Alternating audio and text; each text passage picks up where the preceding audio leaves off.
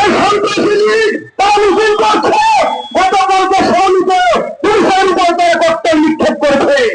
সংগ্রামী উপস্থিতি, আমরা চেয়েছিলাম 5 আগস্টের পরে এই পুলিশ বাহিনীতে সংস্কার চেয়েছিলাম, আমরা 5 আগস্টের পরে এই সেনাবাহিনীতে সংস্কার চেয়েছিলাম, আমরা 5 আগস্টের পরে সর্বত্র সংস্কার চেয়েছিলাম, কিন্তু সংস্কার করে নাই।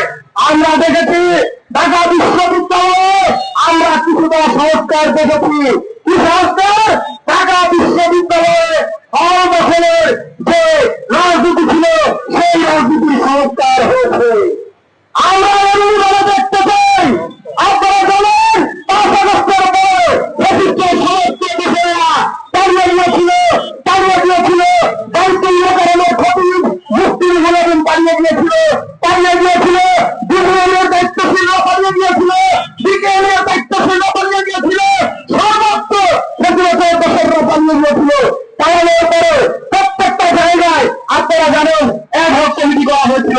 এই অ্যাডহক কমিটির মাধ্যমেই একটা নির্বাচন কমিশন গঠন করে পরবর্তীতে সেখানে নির্বাচনের আয়োজন করার একটা তারা সংস্কার প্রস্তাব সেখানে তারা পাস করেছে।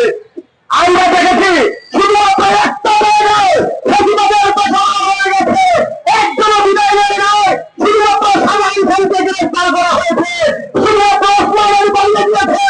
এছাড়াও এই সড়ক পরিবহনে প্রত্যেকটা প্রতিবাদের বসে এখনো সড়ক পরিবহন সাধারণ সব জায়গায় বসে আছে। আমরা আপনারা দেখেছি মহাখালীতে সেই আসলে 17 বছর যে বসে ছিল চাঁদাবাজ সেই সাবিকুর রহমান গুরু এখনো মহাখালী নিয়ন্ত্রণ করছে, এখনো তিনি সেখানকার ফরিদ ইউনিয়নের সভাপতি, সেই গাবতলী সেই আব্বাস এখনো গাবতলীতে শ্রমিক ইউনিয়ন চাচ্ছে। 17 বছর আওয়ামী লীগের হয়ে চাঁদাবাজি করেছিল, প্রত্যেকটা বাচ্চা মিনার সেই আওয়ামী লীগের চাঁদাবাজরা এখনো চালাচ্ছে।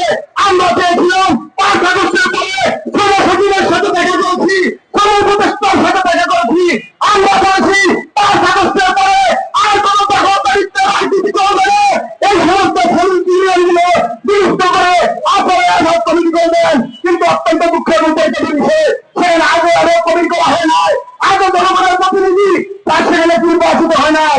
আমরা ঢাকা বিশ্ববিদ্যালয়ে জাহাঙ্গীরনগর বিশ্ববিদ্যালয়ে কেন্দ্রীয়ভাবে নির্বাচনের মাধ্যমে প্রকৃত প্রতিনিধি হিসেবে আমরা চাই বাংলাদেশের সমস্ত 5 টার্মিনালগুলোতে সত্যিকারের সাধারণ শ্রমিকদের প্রতিনিধিরা যেন ট্রেড ইউনিয়ন পরিচালিত করে, আমরা সেটা চাই।